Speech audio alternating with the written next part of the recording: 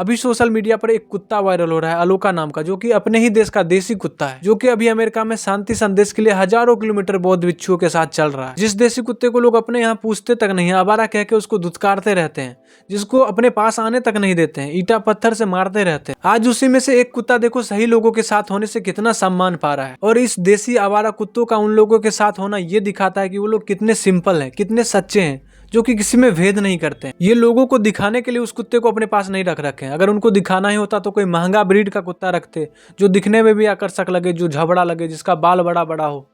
लेकिन उनको दिखाना नहीं था। वो दिखा कि कुत्ता बहुत इंटरेस्ट ले रहा है, हमारे साथ आना चाहता है। भारत आए थे एक बार घूमने, तो उनको ये कुत्ता साथ छोड़ ही नहीं रहा था, उनके साथ ही चलना चाह रहा था, तो वो अपने पास रख लिए करुणावश। We found him in India when we walked 112 days in India.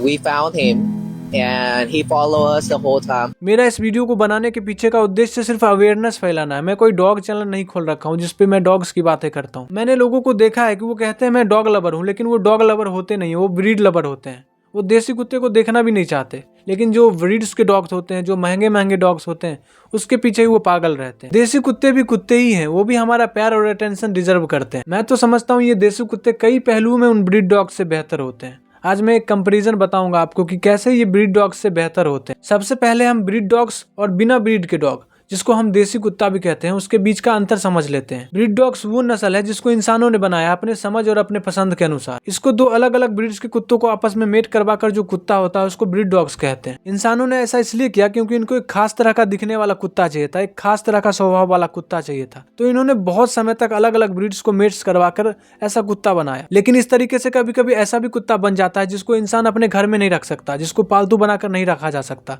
तो उसको बैन करना पड़ता है या फिर उसको उस ब्रीड को खत्म करना पड़ता है। ऐसे बहुत सारे कुत्ते हैं जिसको बहुत सारे देशों में बैन कर रखा है क्योंकि वो खतरनाक हैं, वो पालने योग्य नहीं है। और ये जो बिना ब्रीड्स के डॉग हैं जिनको देसी कुत्ता कहते हैं, वो तो अपने आप ही नेचुरल तरीके से अपने आप पैदा होते हैं। जो कुत्ते नेचुरल तरीके से पैदा होते हैं उसमें ये होता है कि वो नेचर के अनुसार एडेप्ट होके आते हैं, तो उनको जैसी एटमॉस्फेयर होता है वैसा ही उनमें डीएनए में भी हो जाता है, तो उस तरह से जिस भी जगह पे पैदा होते हैं वो एडेप्ट हो जाते हैं। और जो ब्रीड डॉग्स होते हैं उनको मतलब बाहर का कुत्ता यहाँ ले आओ तो वो गर्मी में रह ही नहीं पाएंगे, उनके लिए एसी चाहिए, उनके लिए अच्छा जगह चाहिए, उनके लिए बहुत अच्छे अच्छे प्रोडक्ट्स यूज़ करने पड़ते हैं ताकि वो स्वस्थ रह सके। बहुत सारे तरीके से दवा देना होता है और बहुत सारी चीज़ों का उन पर देखभाल करना होता है, तब जाकर वो अडेप्ट कर पाते हैं हमारे जगहों पे। लेकिन ऐसी दिक्कतें इन देसी कुत्तों के साथ नहीं होती है। अब मेंटेनेंस के हिसाब में किसमें कितना खर्चा आएगा। देसी कुत्ता देखो वाजिब बात है कि इसी देश में पैदा हुआ है, इसी मौसम के हिसाब से वो ढला हुआ है, तो वो वाजिब सी बात है कि वो बीमार ज़्यादा नहीं पड़ेगा। देसी कुत्ते को एसी नहीं चाहिए, उसको स्पेशल खाना नहीं चाहिए। ऐसा नहीं है कि उसके लिए आपको महंगा महंगा चीज़ खरीदना पड़ेगा, उसके शैम्पू का खर्चा, उसके सफाई का खर्चा, उसके बहुत सारी चीज़ों का खर्चा, दवा का खर्चा, इंजेक्शन का खर्चा, ये सब जरूरत नहीं पड़ता देसी कुत्ते को, वो अपना मौज में रहता है। वहीं इसका उल्टा ब्रीड डॉग्स में ले लो तो उसमें बहुत सारे खर्चे हैं, बहुत सारे चोचले हैं जो आपको उठाना पड़ेगा। पहला था मेंटेनेंस का खर्चा, जिसमें देसी कुत्ता जीतता है क्योंकि इसमें तो कोई खर्चा ही नहीं है, बहुत कम खर्चा, बहुत बहुत कम। और वहीं ब्रीड डॉग्स में बहुत खर्चे हैं। अब दूसरा आता है समय का खर्चा, किस पे कितना ज़्यादा समय लगता है। देसी कुत्ता पे क्या समय लगेगा, क्योंकि उसको तो जो खाना देना है दे दो और उसको थोड़ा सा प्यार दे दो, थोड़ा सा समय दे दो, हो गया, उसके लिए काफ़ी है।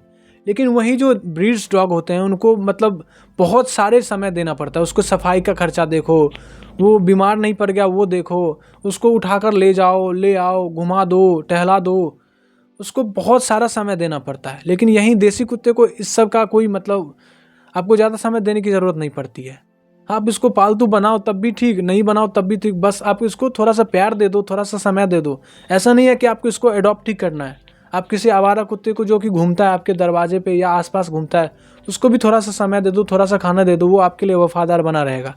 लेकिन यहीं ब्रीड डॉग, इसको तो आपको बहुत सारा समय देना होगा। तो इसमें यह होता है कि आप ब्रीड डॉग्स के गुलाम बन जाते हो, उसके सेवक बन जाते हो, वो आपका मालिक बन जाता है, आप उसका सेवा करते रहते हो।